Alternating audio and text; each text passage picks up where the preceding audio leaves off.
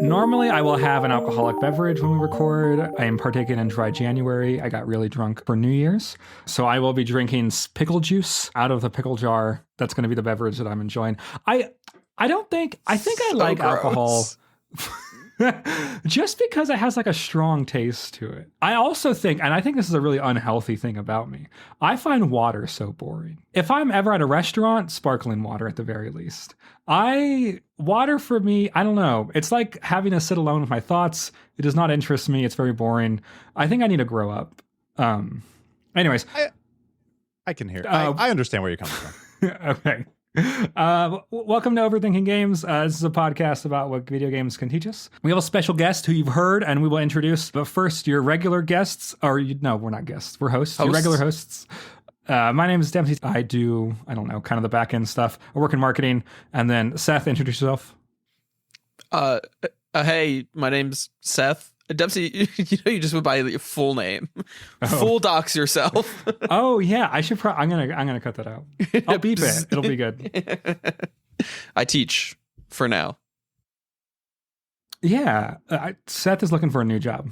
What do you want to be, Seth? Either a teacher somewhere else or whatever they pay me to do. Okay, fantastic. A very disgruntled, disillusioned educator, Seth. And then special guest this week it goes by the Gaming Cafe on TikTok. Morgan, do you want to introduce yourself? Yeah, I'm Morgan. I make specifically gaming-based content on, TikTok, YouTube, all those things. And as a day job, I work as an accountant for a software cloud company. So, cool. Wow. Like Seth, you got to do something, pay the bills, and then you get to do the fun. A real job. So where can people find you on other socials in case TikTok is done away with by the U.S. government by the time this comes out? Oh, yeah. So if they Thanos snap TikTok away, YouTube, Instagram, X, I believe that's it. It's all the Gaming Cafe with 2 Fs. So CAFFE. And we were mutuals on TikTok, and you just have kind of reasonable takes on gaming, and it's fun to kind of discuss things on your feed. It's not unhinged, it's not stressful. It's kind of sometimes it's kind of like responding to the horrible takes that the rest of the internet has. Right. That's how I formulate a lot of them is, I see some creator make this super far extreme unhinged take when in reality it's okay a little bit. Here's the reality of it. What do y'all think? Because most people aren't the super far extreme, on either end. We're usually all in the gray. And then the extreme videos get a lot of, the views and the engagement, which I respect, but it's not as relatable. Or at least when I watch it doesn't feel as relatable. Sure. Yeah. No. Yeah.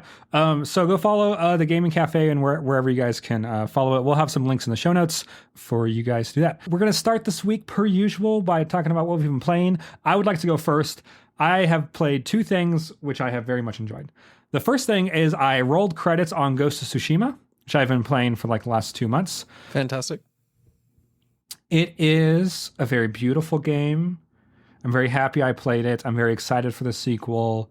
The writing is really good. How the gameplay interacts with the narrative is very good. So I've talked about this a lot, but you're kind of a samurai who is becoming a ninja or more ninja-like. And it's set before ninjas were really a thing. And so you're kind of this proto-ninja that's based on thieves. That whole narrative is mirrored in how your family, who is full of samurais, feels about you and how your way of doling out justice as you see fit impacts your relationship with your family. And it goes to some really cool, good places. I would place it as far as Sony. So it's a Sony first party studio, big AAA game. I would place it between God of War, which I think is written better, and Horizon Zero Dawn, which I think this is so much better than. So if you... Okay. It's kind of where I would place it. Katie's not here to defend. Oh yeah, Katie's gone as well. Katie died Pour one out for Katie. She'll be back next week as a ghost. Katie's not here to defend Horizon Forbidden West or Zero Dawn, but I think the performances are like really genuine. It's extraordinarily cinematic. All the vistas and the framing, and like it's very painterly. There's so many little things I love about this game. So like Jin is a samurai, and this game kind of understands like a little bit more historical samurai, where it's not just about like samurais as soldiers, but samurai as like the upper social class. And so he also writes poetry, and he also knows how to play several instruments at, like very well, because he's an aristocrat. Like he would learn how to do all that stuff. By upper social class, do you just mean like Nepo babies? Yes. Yeah. Ah, okay. Yeah.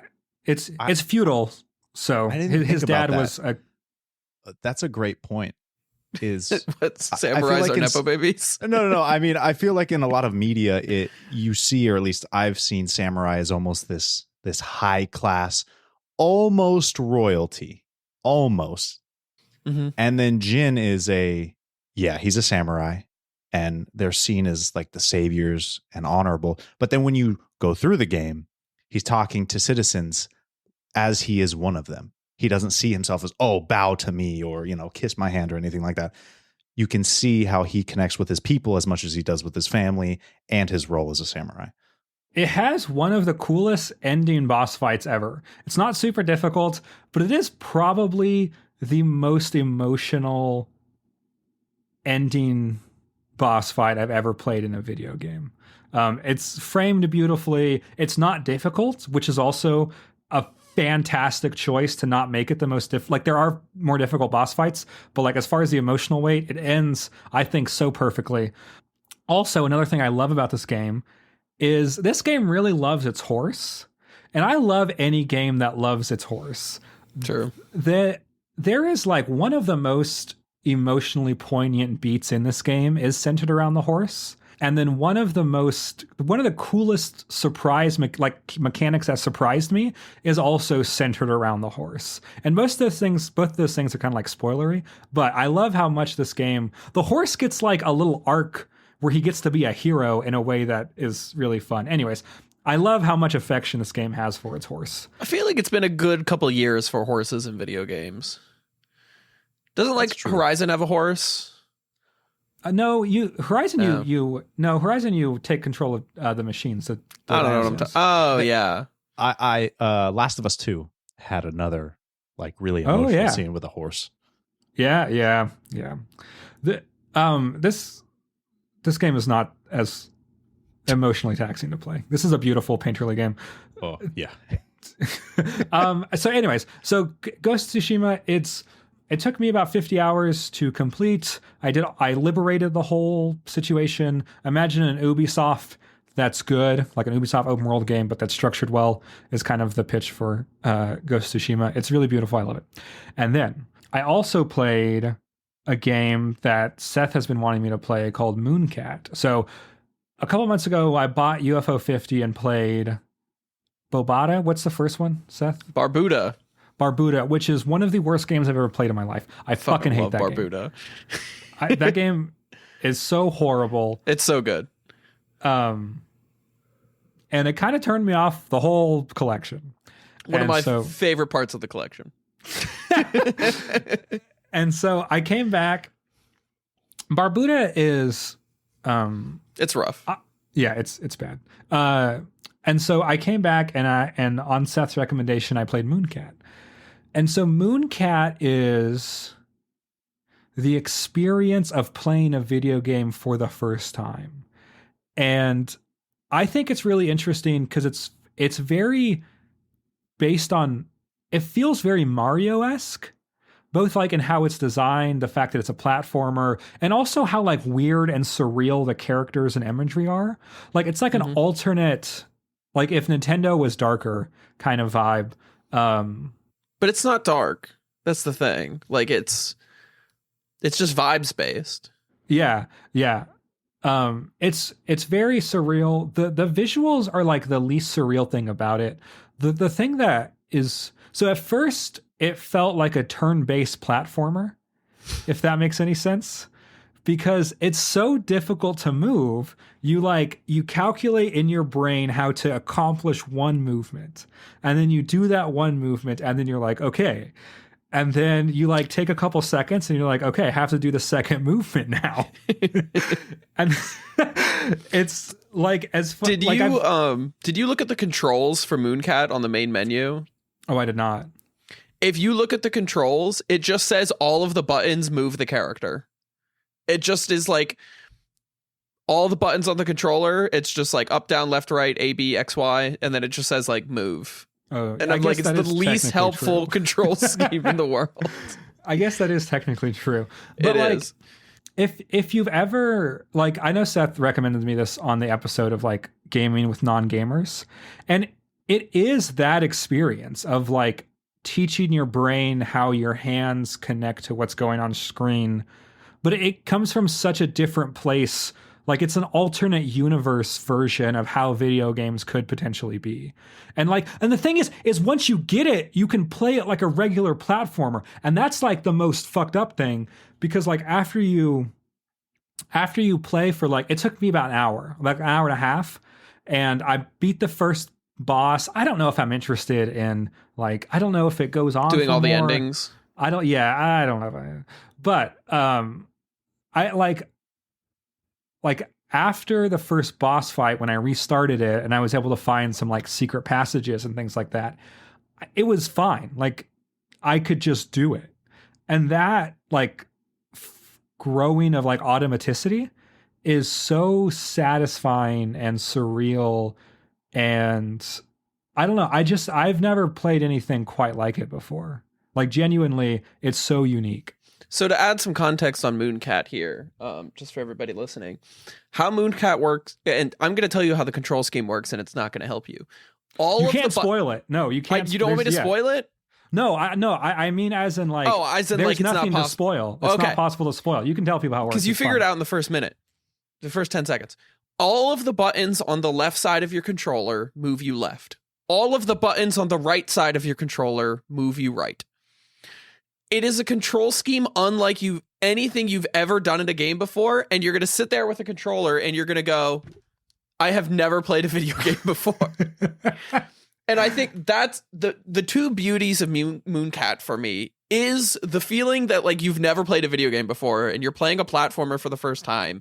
And it's what you feel like what your dad looks like when you give him a controller and he's like, I haven't played Mario in 35 years. Yeah, like 100%. And he's like, that's what that experience feels like. And then on the other hand, it evokes the feeling of like control schemes for video games have not been standardized yet, and I'm playing some old game with some weird before they figured out what to do. And that's, to me, that's part of the allure and some of the mysticism of Mooncat, is this feeling like I'm playing a game from before games knew what games were. And that's special too.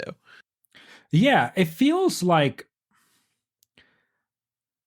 it feels like someone who really loves video games. Like I feel like it's made by like, there's such a love and understanding. Like it's such a deep understanding of like mechanically what gives you a sense of awe and wonder in video games. Like there is a sense of like wonder and mystery to this game mechanically that is like I don't know. I've just never experienced anything like that. And I think like to get to the place where you can make a video game that makes you feel like you're playing a game for the first time, like that is a level of understanding of this art form that I cannot comprehend. It's really, I love it so much. Anyways, that's so play UFO 50. That game deserves more sales, and then play Mooncat. You can skip the first one. Morgan, what have you been playing this week? Mostly Balatro, because it is consuming my life. Okay. It is incredible. I remember when it first got announced as a nominee for Game of the Year. I imagine, again, when it got announced, oh, this must be big for other people because I've never heard of it. I've never played it. I don't get it. And then I watched some gameplay and went, okay, I have to try it just to understand why it was nominated. And now it's on my phone. It's on my computer. It was on my Steam Deck. It was everywhere. And then a little bit of Marvel Rivals, because I was not a fan of Overwatch, never have been. And now this feels like Overwatch, but fun. And maybe it's just because I love Marvel. Maybe that's it. Maybe it's the fact that not every character is like gun based. I know there's some in Overwatch that aren't as well. But man, walking in as Iron Fist and just throwing hands and feet to everyone feels great. So that's been awesome. I'm glad you mentioned this. So like Marvel Rivals, okay. Is Marvel Rivals a good game, or is it like it's competitive and I feel like being on top? It runs really well. I know some people are saying, oh, it doesn't run well, but I've had the same experience with, oh, it crashes on my game. Yeah, you're running it on a toaster.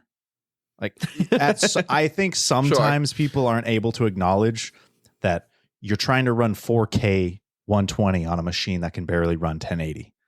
At some point, you got to admit that, all right, maybe my computer's not up to snuff. The vast majority of people I've talked to, it runs great. Cool.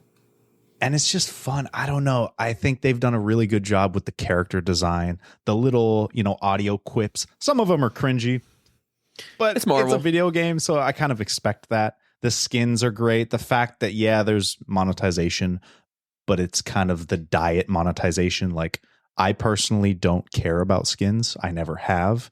So I feel no obligation to throw my money at the game and, oh, let me get this character skin for blah, blah, blah. It doesn't matter. It doesn't improve my character. I don't care. And it's been really fun. I've sank 20 or 30 hours into it, and I've never spent more than 20 minutes playing Overwatch. So okay. I think as long as it's been out, the argument of, oh, it's just because it's Marvel, that kind of doesn't stand true anymore. Because if that were the case, it would have lasted maybe a week. Because I played a lot of Team Fortress when I was like high school. I played a good chunk of Overwatch and Overwatch 2. So like I was looking at Marvel Rivals in terms of like, looks cool. But like I never got into like Valorant or anything because I'm not into like the super competitive scene for stuff like that. So like this kind of looked up my alley, but I was like, I don't know if I want to give it a shot. So I think I'll have to. It seems like it's good, Ben. It's not balanced enough to be super competitive. It's crazy. Like I think eventually they'll like smooth it out and there'll be like things that people will find to be competitive. But it feels like a cartoon. It's really like cool, chaotic, and I think it would be very difficult to be like specifically precisionally good at this game. There's so many different the characters are so widely varied. It just is really, really, really chaotic. I don't know. I think if you, I think you should jump in. I liked it. I played my favorite Marvel character, who is Ilyana Rasputin. And she kind of sucks in this game. Who cares? But that's fine. I agree. I think I think you're right. There's no way to balance it. But on the other hand, it's so cartoony that it's fun even when you're not doing well. Like getting swallowed up by Jeff and spit off a cliff is hilarious. So ridiculous. Every single time. Yeah, do they have Doctor Doom? No, but I'm sure they will. They just added Mr. Fantastic and Sue Storm. And Mr. Fantastic looks cool. He alternates between DPS and tanking, which is awesome. So I'm definitely going to test that out. Cool. But yeah, it's mostly been those two. And again, just moved. So I'll be playing more in the coming weeks. Cool. Seth, what have you been playing? Nothing super, super exciting for me. I've mostly just been dropping some RuneScape time. I managed... Okay, so the exciting thing... Did I say this in the last podcast? I think I managed to get like a expensive drop in RuneScape that sort of has been like, like doubled my in-game bank account. So like I've been putting funds towards things. I finally finished up all the quests in the game, which was one of my long-term goals. So I was pretty excited about that. I've kind of just been doing like random small things in the game. So like, nothing super exciting on that front. I'll have some more stuff in terms of the end of the episode, like honorable mentions, because I've been spending time doing some other stuff. But I've also been sick, so that's really exciting. Not much for me to talk about, I guess. Awesome. I know Seth has been sick. Yeah. Then I Okay. will. Oh, go ahead. No, yeah. So Morgan brought us a topic. So do you want to introduce that? Yeah, absolutely. So I was curious about how y'all felt, and of course, I'm going to throw my 2 cents in as well, of how games as a piece of art, piece of media, piece of literature are able to deliver life lessons, and how they are unique in that compared to, again, books, movies, music, things like that, and how the game makes it easier for people to understand an overarching theme. Because my immediate thoughts were, and you brought it up, God of War 2018, and subsequently God of War Ragnarok, as well as It Takes Two. So my thought with God of War 2018, you have your big bombastic powers, you're the God of War. It has everything for the gamer. It looks great. The voice acting's incredible. It's got amazing action. We all love it. But at its core, for someone to understand, you could just say it is a father trying to prepare his son for the real world, whilst making sure that he doesn't have to go through the struggles that he went through, and finding that careful balance. It's, hey, I want to make sure my son is capable. I want him to know what's out there. But I know the pain and hardship I went through. I don't want him to have to deal with that. I've went through war. I've went through this battle of gods. And I don't want to go through that again, but I also need him to know that that might be a possibility. Does that make sense? Yeah. And then you have, complete opposite, It Takes Two, where, goofy co-op game, you play as 2 parents who were turned into little dolls and going through, different worlds. The entire house is turned into a cartooned version, like a kid's version of Worlds. But the entire point of the game is spoilers. Should I spoil It Takes Two? It's been out for a while. It's been out for 4 years. So it's a couple that at the start of the game, they're talking about divorcing. And throughout the game, the couple finds the strength and finds the activities that they go through these struggles together to rekindle their marriage and rediscover themselves and recognize, like, oh, we have to do things to keep that spark alive. We have to remember why we love each other. And that's easier for everyone to understand. Like, oh, what is this game about? Well, you do this and this and this. No, this is about a couple trying to reconnect because they love their daughter. And that's very easy for most people to understand.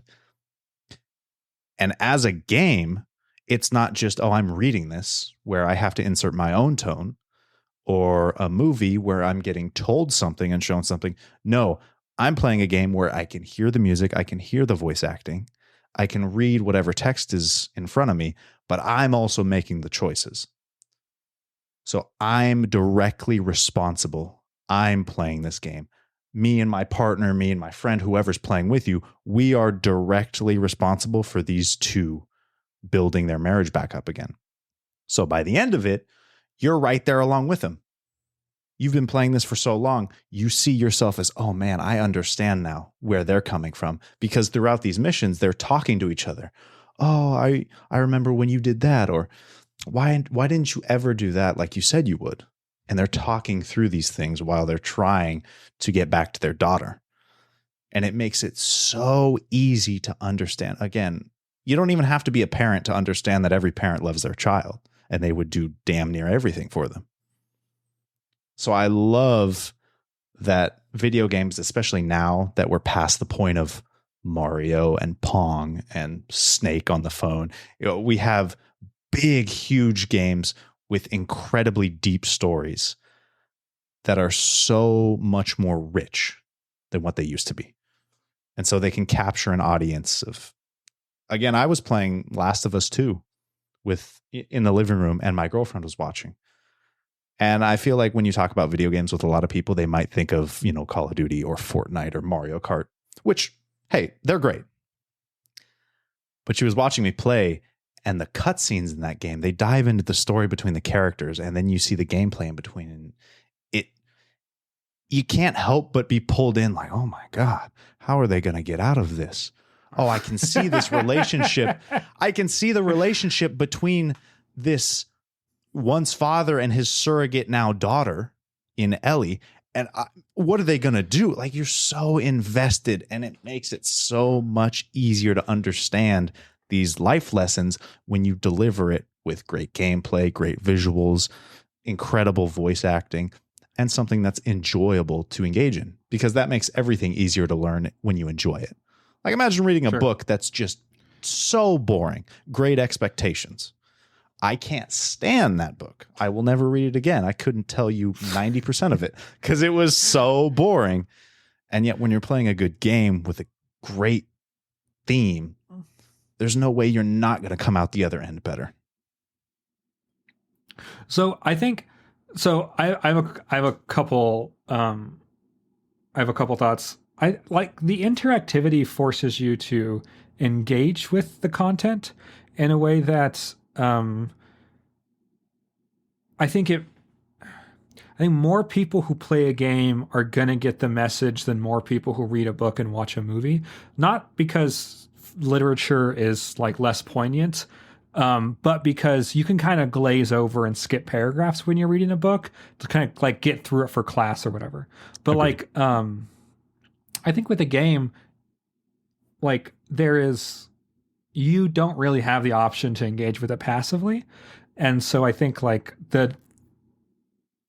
it's going to be more impactful for more people simply because it's demanding your participation in the creation of meaning, which Katie's not here to disagree with me, which I'm very happy about. So, which is why I think the Last of Us TV show makes me so sad, because it's the same story as The Last of Us, but when you are actually Joel and you are actually doing the violence to protect this person and you are dealing with the stress and you are feeling like you don't want to die, you are a lot more sympathetic to someone who's a psychopath, who's a violent psychopath. And you can kind of understand why Ellie would look up to someone who handles their problems in this like inhumane of a way.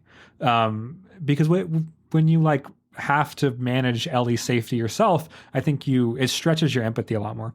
So yeah, I don't know. I think like it's the interactivity of video games. I think some very, go ahead. What? Oh, I was going to say, you brought up Ghost of Tsushima and the ending. Sure. It's like some games, there's a choice. And that makes the ending so much more powerful. It's not like, oh, this happened. It's I chose that. Yeah, so that's that true. can really Especially drive it home. Specifically in that game. Yeah, no, you're 100% right. Specifically in that game, because you are making the choice at the end.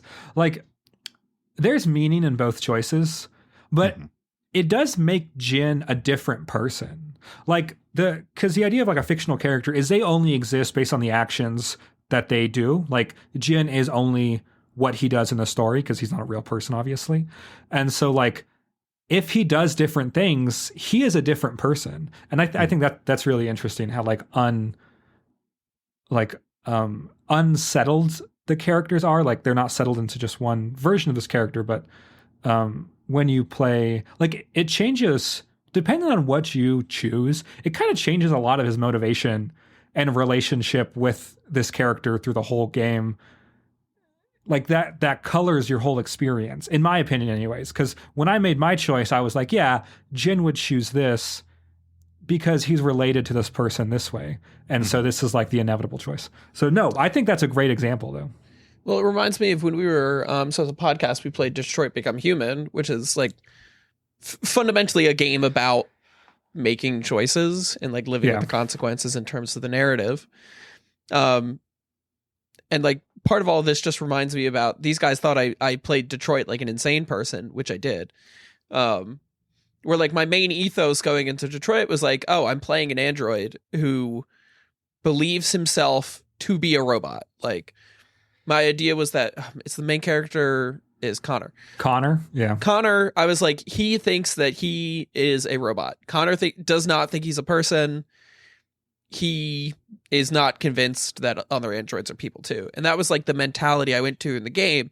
And it felt like a lot of that game was trying to push you towards like the potential for androids to be actual people. And so like one of the main tenets I did in that game is like, he is a robot. He follows directions as given. And so that, have you played Detroit, Morgan? I have. I haven't finished it, but that's an interesting way to play it. I've never. Okay. I don't think I've ever played a this game. Is funny. Yeah, where I've said, yeah. Go Because ahead. they've got the 3 plot lines, right? You've got Connor, Marcus, and then the girl whose name I forget. So because you have that first scene with the girl where like she's in the house with her drunk dad. Mm-hmm. And in that scene, like you're down cleaning the kitchen and then the room, and then like the dad goes upstairs and then you hear like screaming and stuff upstairs. And Marcus is supposed to like break through and go upstairs. I just stood downstairs. I didn't move a step away. And the dad just kills the girl upstairs. And that's the whole end of that plot line. Because then he kills you too. So I never got to experience any of that, a third of the game. But it's a point about like the choices impact narrative. And I had a completely different experience playing that game because I didn't play a third of the game. Wow. I never went back to replay it. I couldn't imagine. Wow. I just, that almost makes me think of like D&D when you create your character, you know, Yes. you give them like a backstory. I think I always create a backstory that's somewhat similar to mine. A little. I'll do like some variations, but even playing that, I don't know if I've ever experienced the game where I said, oh, this is, you know, this established character, so they are going to make these choices instead of me. Sure. No, I absolutely That's- played the game like an insane person. Like I, Wow. I would not recommend other people play that game like I did. But I mean, for Detroit, it was like, it's an interesting way to explore a narrative in terms of like, oh, I'm playing, or I forget exactly. We'd have to go back and look at my mentality for the character. I think my mentality was, even if Connor thinks he's a person, he's not. He's a robot. And so yeah, even you if said you he's- played him as inherently uncurious, other than what his last direct. That's what it was. Direct direction was. Inherently uncurious is so unlike me, but it's an absolutely fascinating way to play a character in a game. But like, to me, that was one of the beauties of Detroit, is it opens up narrative for me as a person to be like expressive in terms of playing the game, where like when I'm engaging with another piece of media, like a movie or a book, like my personal interest in it usually doesn't play into that experience. Sure. Like, other than the analysis, you know, that I'll talk with other people about, like, oh, I watched this movie, here's what I thought about it. I don't get to directly engage with that media in that way. It doesn't really care about me, I care about it. Whereas games can care about me and how I enjoy playing them. I think, yeah. I've been thinking about like trying to put the difference, like what can games accomplish, and then what are the limitations of games in teaching as well. Like what are some things? And I think games are really, in my opinion, video games are really good at impact. They're not good at specificity or curation. And so I'll give you an example. So so let's say like you take a philosophical text like Beyond Good and Evil by Friedrich Nietzsche, right? And you're going to get really like specific philosophical ideas in that text. And I use that example because that's a book that I've happened to have read. And like, I was able to like kind of understand basically like what this author was saying, what Nietzsche was saying, things like that. But as far as like an emotional impact playing Outer Wilds, like impacted my, like it took some of those ideas and the emotional impact that the video game had on me was so much greater, even though like it's not a good place to like learn the history of philosophy, because like it's like one idea that gets explored and kind of maximized for gameplay and emotional impact. But like, as far as like, Are you like what I'm interpreting from what you're saying is you're thinking like video games don't necessarily act as a direct teaching tool. yes, Like I think it's very difficult for them to act as a direct teaching tool. I think it is. But they can facilitate an emotional impact on a level that is very difficult for other art forms to achieve. like I wouldn't necessarily give a video game to like teach my students about, because I teach earth and space and environmental science. Like I might not necessarily give my kids a game to teach them about like soil composition types and environmental science Sure. and like the impact of like greenhouse gases on the, global Hadley cells. Sure. But like a video game about like the emotional impact of climate change and like how climate change affects peoples and families Yeah. could be much more easily explored as like a narrative device Yeah. as part of a game where like Yeah. I'm just brainstorming something, but like I could write up a game where maybe over the course of like 1,000 years I get to like explore what it's like to, I'm thinking of like My Life as a Teenage Exocolonist, but Okay. like you live in like a village or something and it's the game is spread out over like 1,000 years and you get to experience like each generation of the village as like, they go for like most of those 800 or 900 years like fairly normally, and then the last 100 years there's like flooding due to like global climate change and like experiencing like the family being displaced out of like their cultural home is something that's going to have like a lot more of an emotional impact rather than like here I'm just like teaching you about it in like a lecture style. Yeah, I think like for information, I think video games, because they're so centered on the subjective experience of the player, I don't think they're good at communicating objective truths. I think so Celeste and Inside Out 2 both have panic attacks in them. Have either of you seen Inside Out 2? No. Or okay, well, that's fine. If you have, anyways, the Riley, Yeah. I saw the original one. Yeah, so Riley is playing hockey and has a panic attack when she's in the penalty box, right? So there's a panic attack in Inside Out 2. There's also a panic attack in Celeste, and you're on a mountain cart, and they both show a panic attack and show someone dealing with a panic attack. And I think Inside Out 2 does a really good job. But in Celeste, you like physically help Madeline regulate her breathing, and you keep a feather. You have a feather that you have to like keep in the middle of the screen kind of to help her regulate her breathing. And like that version of a panic attack, I feel like because you have an idea of what someone's trying to do, that subjective experience, I think is a lot more impactful than watching someone else that you don't necessarily get to interact with. I don't know. Yeah, I think there's something about like the subjective experience that video games can give you. It sells the experience a lot more. Just like what you were. My immediate mind went to, like, especially with the DualSense controller and how advanced they've gotten with that.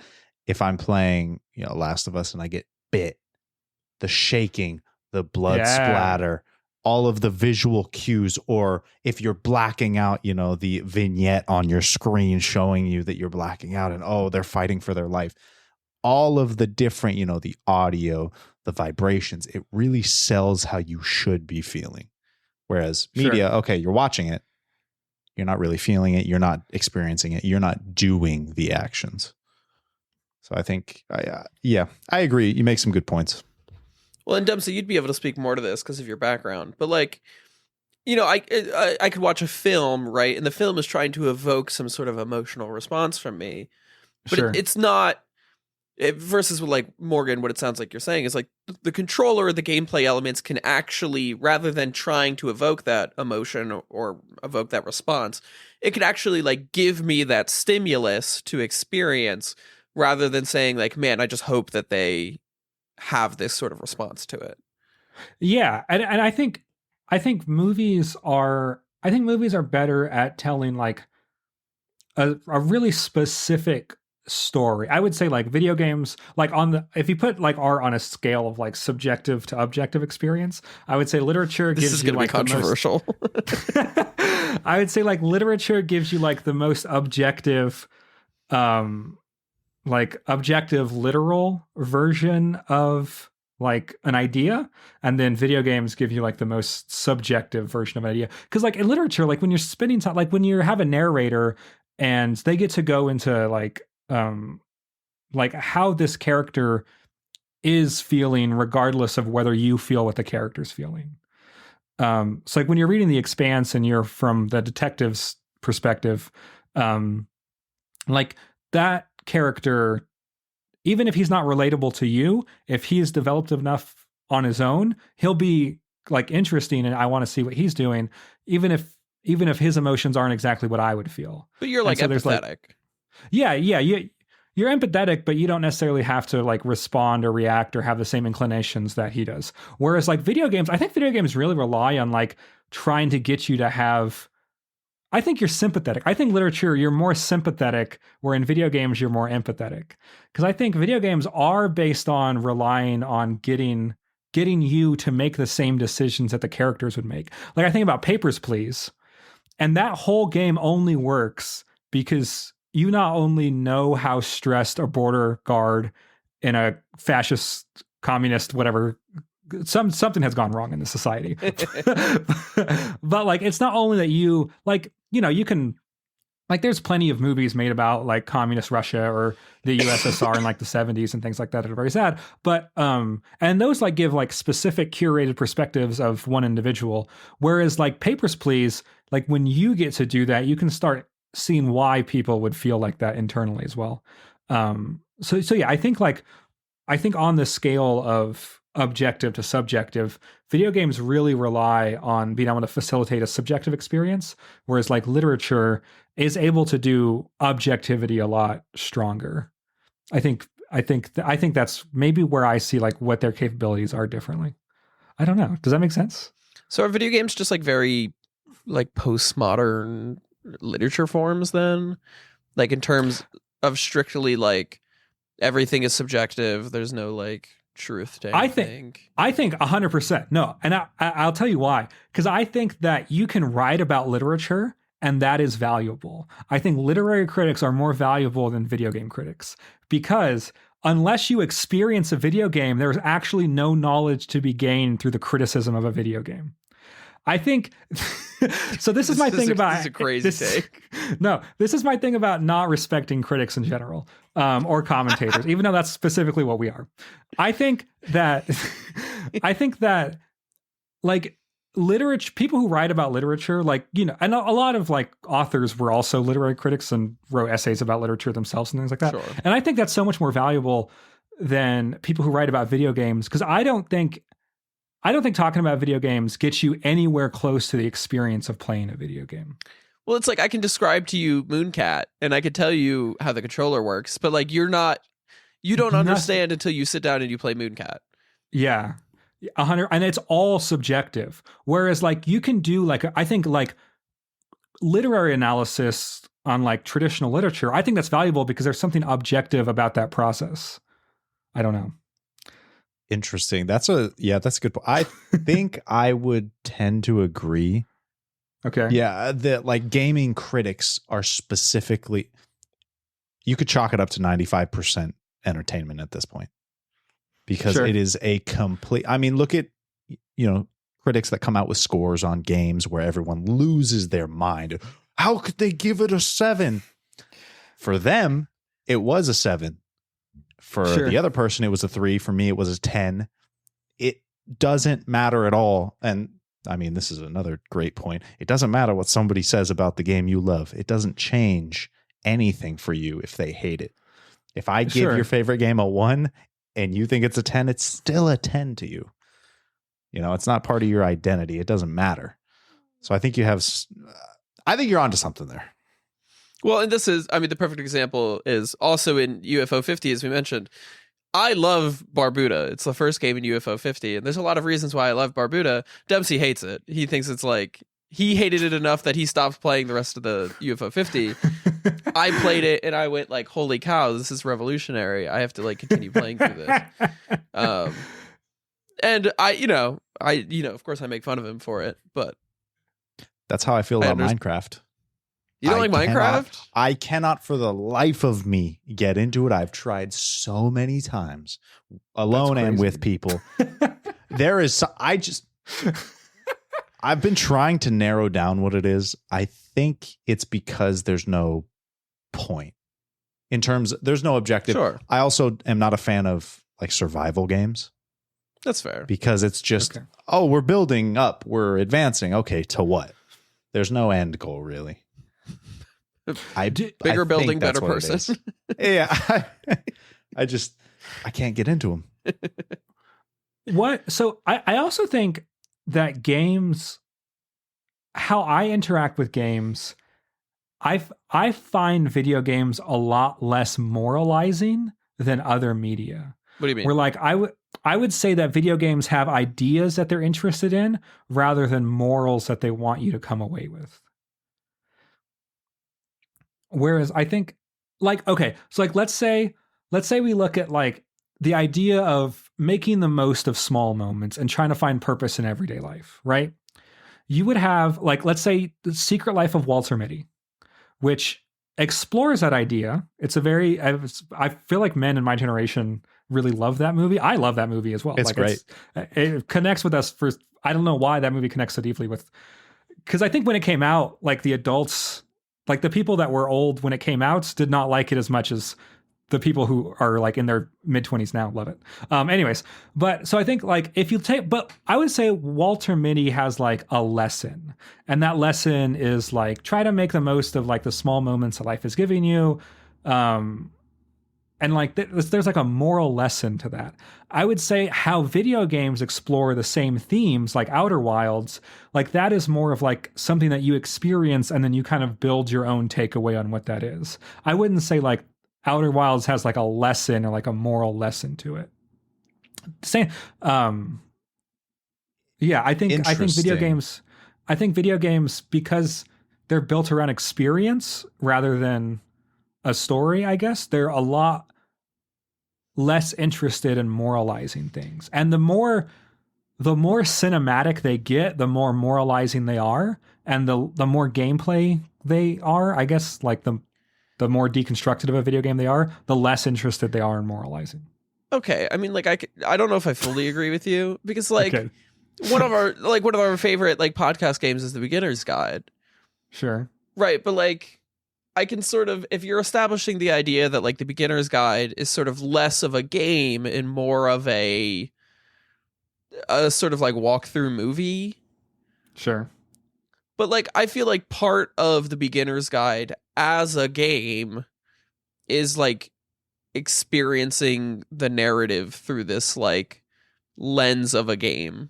Now The Beginner's Guide has some like exceptionality to it. Do you find The Beginner's Guide, do you take away like a lesson from The Beginner's Guide? Do you think there's like a lesson to be learned in that game? Like I think there's something about the relationship between like Coda and the main character. And I think you're supposed to, I think as part of the reflection on that experience is like you evaluating your relationships with the people around you to say like, do I have this sort of experience with some of the people around me, and what should I do about that? Because like we're led to believe that like Coda has clearly taken the wrong path in this. And like, how does that reflect on like my life and like the action I should take? There's a lot I like about The Beginner's Guide that's not like that specific, like how do I apply this back to myself? But I think that's something you could learn from that. I'm going to disagree.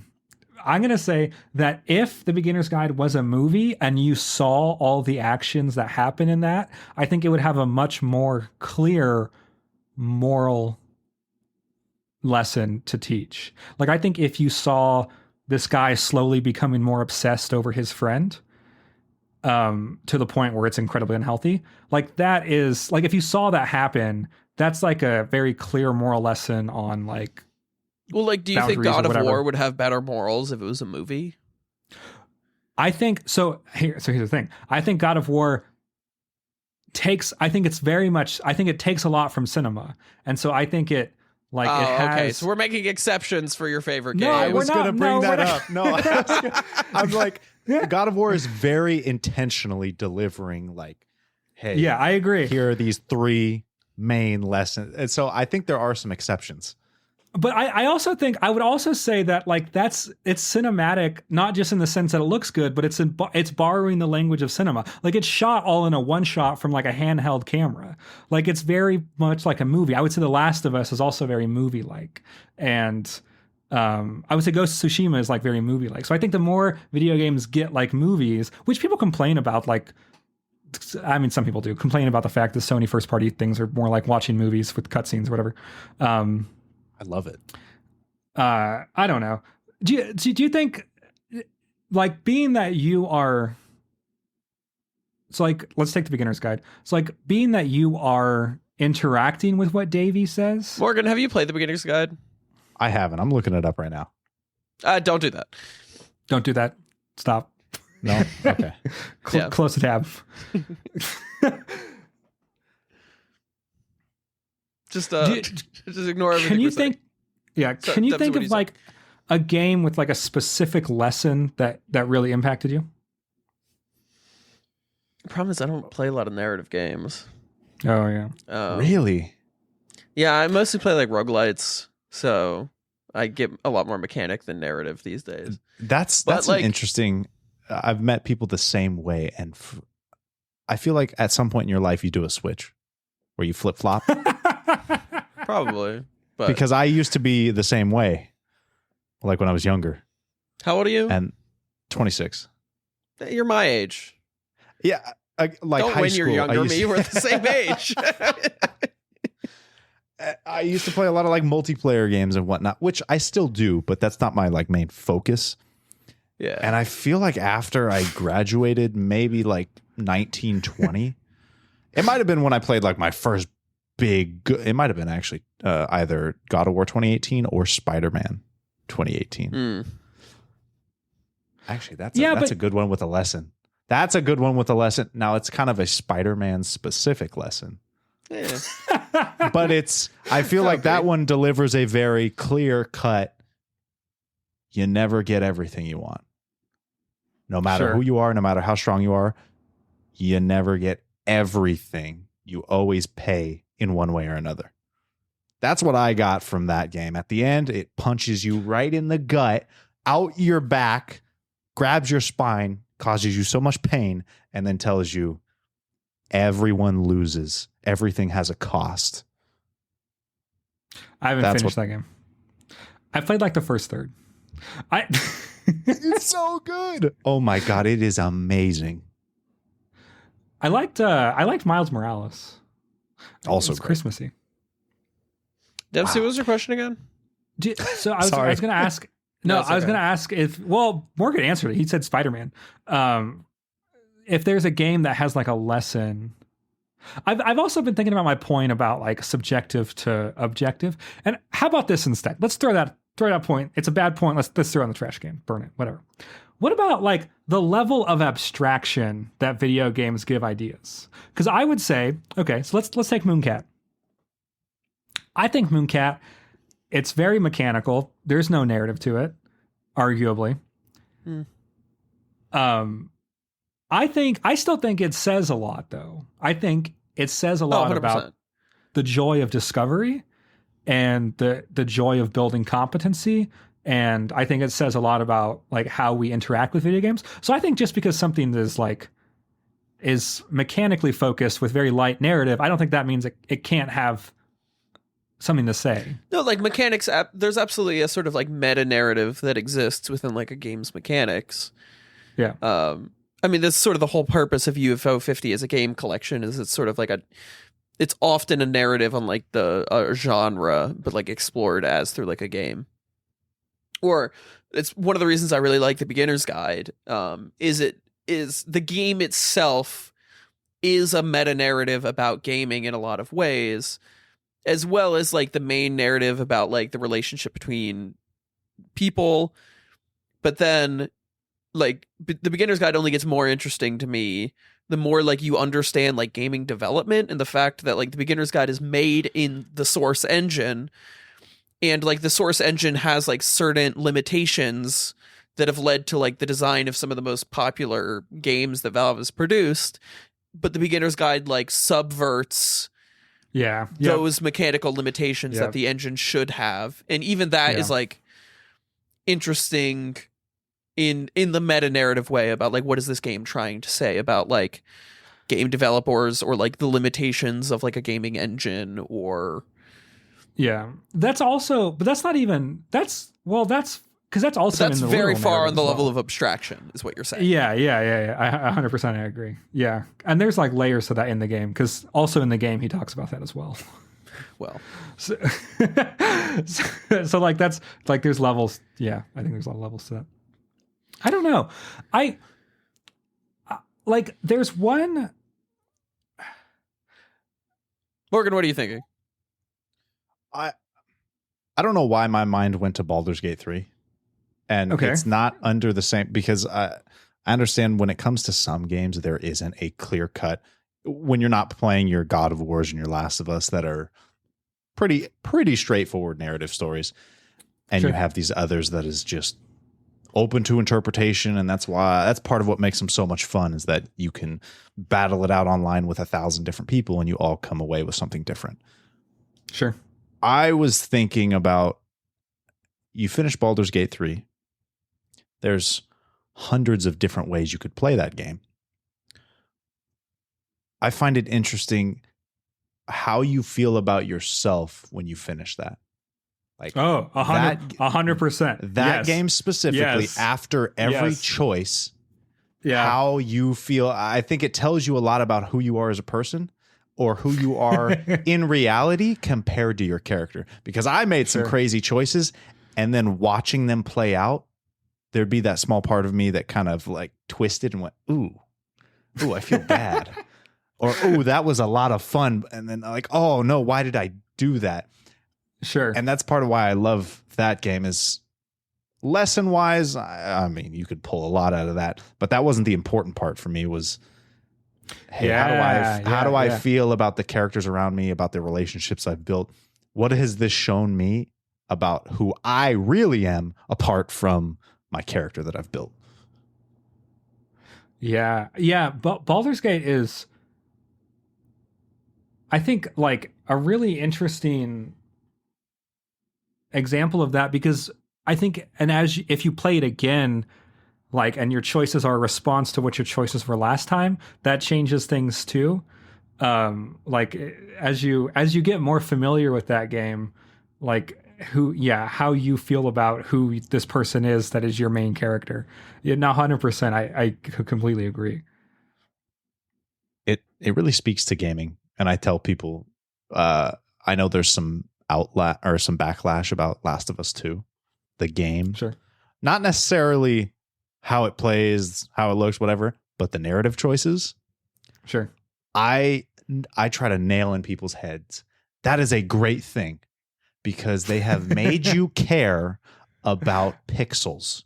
They have made you care about a non-existent person. Sure. You are furious about someone who never existed, and I think that's beautiful. That shows how good the game is, the quality of it, that it made you care about this screen. I love it. I 100% agree. Okay, so we're gonna do final thoughts. So if you want to, so I think coming away from this conversation, I am afraid. This is something that I'm gonna leave this with a fear that I'm gonna work on. I am afraid of, if video games are my favorite art form, what that says about me as a person. That's a genuine fear I have. Like, I feel like video games should be fun, but I should really love books, or I should like I feel like, and I think that's I think every art form, it can just accomplish something differently, and you're going to connect to different experiences you have with different mediums. So I think it's a like, I think it's a nonsense fear to have, but it is something I think about of like, why have I like read things? So like we can go back to like Celeste or the Beginner's Guide, or the Beginner's Guide or Outer Wilds. Like I've read about the ideas in those games before, but like there's something that hit me really differently when I was able to play through those experiences. And like the interactive element, like I have this idea like video games are really good at reinforcing parts of yourself that you already are aware of. So like they'll show you something about yourself and they're really good at reinforcing that. Like I think I learn more from literature, and then those things that I pick up from like reading get really reinforced in games, if that makes any sense. I see. So Morgan, do you have a? Yeah, I was about to agree. Was you pick up an idea, whether it be in a movie, reading, out in life, and then Sure. when you encounter a similar situation in a game, if it goes sideways, Sure. then you kind of feel like, oh no, that's not right. So then you know that's a part of you. Sure. Do you have a final thought? That's I think everyone needs to experience gaming. okay. I think that I hear a lot of people say gaming's not for me. And I always tell them, you need to find the right one. Because my current girlfriend, she's like, oh no, I don't really play games. She is obsessed with Dave the Diver. Like going fishing and then serving up sushi. She loves it. And that's what I tell everyone. I think it captures everything from all pieces of media that makes them great. Movies, we love, the scores and the visuals. Books, we love the literature that we're reading, the lessons it teaches us. And you can get almost all of that in a game. Now, it might not give the same punch, but Sure. you get the visuals, you get the audio. There's some reading in games depending on what you're playing. And Sure. then you get the control of the character. And it Sure. just delivers so much more, and yet so many people have such a negative view of games. I'm glad that it's turning around slowly, and I think that everyone should try gaming at some point. Seth, do you have a final thought? Yeah, I guess my sort of connecting point on that idea would be I think we're still very much in the gaming infancy stage. Like I think it's only fairly recently that I think people have been able to make the games that they really want to make, that are expressing the ideas that they really want to express in the ways that they really want to do it. It reminds me of, I don't know, some old thing I saw, which was like some ancient piece of vellum or, tablet that they dug up that was somebody complaining about the fact that the kids these days don't have to memorize anything because they can just write it down on a stone tablet or something. Some boomer complaining about the kids these days. But so like, I think gaming is still in its infancy, where like people still view it as this like, oh, it's just Mario and Tetris, and like I'm trying to imagine explaining to like somebody's 75-year-old grandma the idea that like Mooncat is revolutionary in changing how I experience media, and that's just like it's not going to track well. Sure. But I think once video games are overall like in a more acceptable space, and it's not just nerd stuff, it's more like open for everybody. Sure. I think they'll start to be seen as like a more accepted general piece of media. I would almost be interested in going back and tracking down like the history of photography as an art form and seeing like what was the experience. I mean, Dempsey, you might know more about this. I like, do actually. Yeah. what was there's- the experience there's an answer that, to like, this. when photography came out, like when it was first able to be done by like a common person, Yeah. was it photography- accepted as art, or did it take a No. long time? Yeah, photography was thought to be a lot less. You're less skilled if you do photography than if you painted, because we got really good at doing oil paintings consistently. It was a broad base of knowledge on how to do a portrait really well in oil paintings, and not only extraordinarily rich, but like the upper class, like just like general rich people, not just like kings and things like that, but like people can get their portrait painted and things like that. And so when photography came out, And even more so with cinema, because cinema came out very close to the dawn of photography. It did not take very long for people to start making pictures move. And that was like, actors are gross and lying to you. And it was like magicians, and people did not see like much narrative. Like there was like, it was like a fad. People thought that talkies were gonna, like, famously people thought that like dialogue in movies was gonna go away, because what could movies say that was interesting? And so like when people introduced like sound to movies, people were like, this is so much extra effort for like what? Like what important thing is a character gonna say?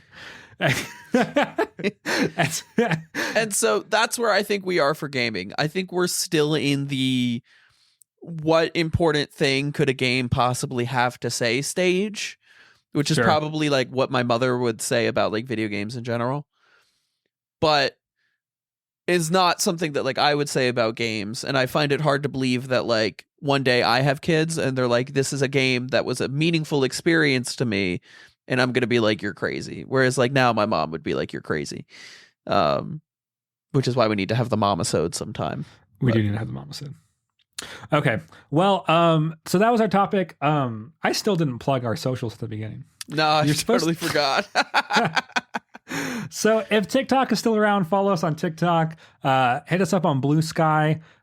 We have Blue Sky. We left X, and we're on Blue Sky now. And then hit us up on Twitter, or not on Twitter. That's the thing that we're Please not on. don't. Instagram. We're on Instagram, and then our YouTube situation we're kind of figuring out, because we kind of had a bumpy start, so we're going to figure out a YouTube situation pretty soon here. Send us an email. Send us an email. Tell us about what you think. If video games are effective avenues for moral lessons, for life lessons in general, send us an email and we'll read it out on the podcast. We love getting emails. It's our favorite thing ever. Okay, a couple minutes. I want to talk about some things that are non-gaming related. So this first thing is actually gaming related, but it's not a video game. I think everyone should watch this. I don't think the channel's very good. This is like really mediocre YouTube content, but Eddie Burback. Oh yeah, I love Eddie. So Burback a year ago has a video that I just watched this week called The Dark History Behind the Game Awards. And it talked about when like the Game Awards, like before Jeff Keighley had control in like 2013, in like the early 2000s, like Spike, like the Man's channel, Spike, how they celebrated video games. And it is the most disgusting, horrible awards I've ever seen in my life that were supposed to like represent all of video games for like a decade. It is insane. This video I think is a good place to watch it, just because it's like a concise place to watch like moments from all these. I don't know how else to watch moments from all these award shows, but like, because Jeff Keighley worked for Spike, or did the game stuff for Spike before, which was like a I don't know. I watched Deadliest Warrior on Spike.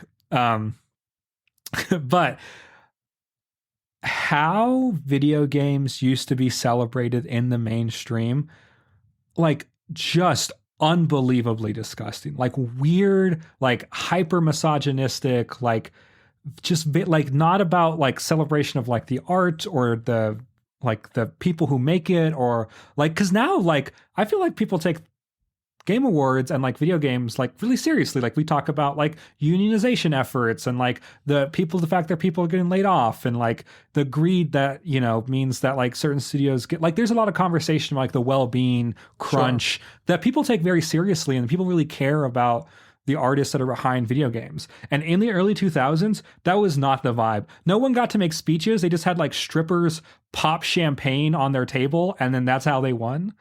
It's the most horrendous thing I've ever seen. It made me super embarrassed to like video games. Genuinely, I watched that and I'm like, go see it. I'm so embarrassed to say that video games are so meaningful to me. And I know like back then there were people who took video games really seriously, and it was an art, it's always been an art form, you know, since the days of Tetris and things like that. But like, I'm just so happy we don't live in that world anymore.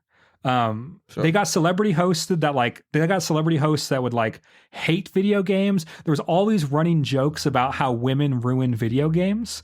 Like just like out in the open, like it's horrible. It's the and like it doesn't make the men look attractive or like interesting or masculine. It's We've come a long way, is what you're saying. it's the most insane, disgusting thing I've ever seen in my life. Anyways, check it out. It gives you some context for maybe why people are really dismissive for video games. Because if I watched that in like 2008 and I watched like Chris Rock do like a 15-minute stand-up set about strippers and then talk about how much wives ruin like video games, and that was my introduction to video games, you know, I would also hate this medium. So I think it genuinely, it gave me a broader context into maybe why some of these really toxic behaviors around such a like accessible and beautiful art form kind of still exist. I hope that's why. Like, I hope people aren't coming up with like new ways to be horrible to each other.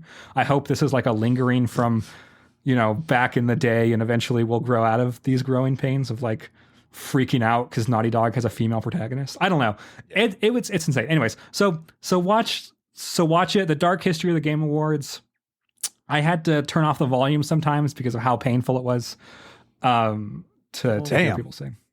Anyways, do you have anything non? Oh, well, you told us something, Morgan, that I think is worth talking about. Oh my God. So I went and saw I didn't get to see this in theaters when it first came out. I waited a couple years until I watched it. I know why. In high school, it was just, you know, I was trying to get with the next girl. That was my entire life. So it was that and coffee, basically it. I was able to go see the 70 millimeter IMAX showing of Interstellar. Was it magical? And my God, it was. That is peak theater cinema right there. I mean, the volume was blasting. It was loud, but because of the movie it was, I didn't mind. If it was any other movie, I would have been like, all right, turn this down. It's my favorite movie of all time. Sure. I've got like 2 shirts for it. It's my background on my PC right now. The score for that movie, that was one of them. Again, seeing it, but feeling the vibrations. It's almost like we talked about, you know, the DualSense and feeling the haptics and whatnot, feeling the theater like vibrate as you're watching that docking scene, and just, I am so happy I was able to go see that. It was the best movie experience, beating out seeing Endgame on opening night. That was also fantastic. But I hope they do it again so more people can experience it, because it was incredible. It was breathtaking. That movie is just a marvel that everyone needs to watch. And it's on Netflix right now. My girlfriend's never seen it, and I'm like, oh, we should watch Interstellar. I had the opportunity. I took a cinema history class in college, and I got to see 2001. Penn State has an old I think it's an old Warner Brothers theater in town, and my cinema history class was in the Warner Brothers theater. And so we would watch movies on Tuesdays and then talk about them on Thursdays. So I got to watch 2001 like in an old theater, surrounded by like a bunch of other people who were like there for class to see it. That was one of my favorite experiences from college. So something about watching movies in a theater with other people makes them better. Who would have guessed? Yeah, the theater experience is so much fun. Even if the movie's bad, I love going to theaters. I love going to the theater, yeah. It's so okay. Excuse me. Oh yeah, Seth, it's your turn. I'm not going to skip you. Seth, go. I don't even have anything that interesting to mention. But I've been teaching my girlfriend how to play Magic the Gathering. Yeah. And she is like, she's not the kind of person who is like willing to sit down for like a 20-minute game explanation before we start. She's usually just like, okay, let's get into it. But this one, I was like, listen, like I want to teach you how to play this. I really like playing Magic. I bought myself a booster box for Christmas, and I left a couple packs for us to do some like Magic the Gathering sealed. But I was like, before we do that, I need to teach you how to play the game. And she's like, okay. She's doing it because she loves me. But I'm 0-3 against my girlfriend in like And like I'm walking her through how to like play the game, and like sometimes she'll do something and it'll be like, oh, like you can like sacrifice your own creature in like response to this thing in order to like deal more damage. And she's like, oh, okay, and then like goes through. But I'm currently 0-3 against my girlfriend while I'm teaching her how to play Magic, and I don't know how to feel about that personally, because I've been playing Magic for over a decade, and my girlfriend is now 3-0 against me. You're doing Which is right. mildly concerning, both for my deck building skills and my ability to play Magic. And good for her. Maybe But she's just a magic savant. she must be. What's that movie, August Rush, where the kid just with the piano, like every musical instrument he just picks up and gets? Like maybe magic is her, you know. I'm her sending her to version the of Pro that. Tour. Those don't exist anymore, but that's fine. Anyway, Dempsey wraps up. Okay. We already plugged everything. Send us an email. Morgan, do you want to plug your where can people find you? Oh yeah, TikTok if that's still around. If not, YouTube, Instagram, X. I believe that's it. The Gaming Cafe with 2 Fs. Yeah, if you want Awesome. to see some gaming stuff. All right. Well, thank you. Bye. Thanks for listening. Send us an email. Bye, everybody. Adios.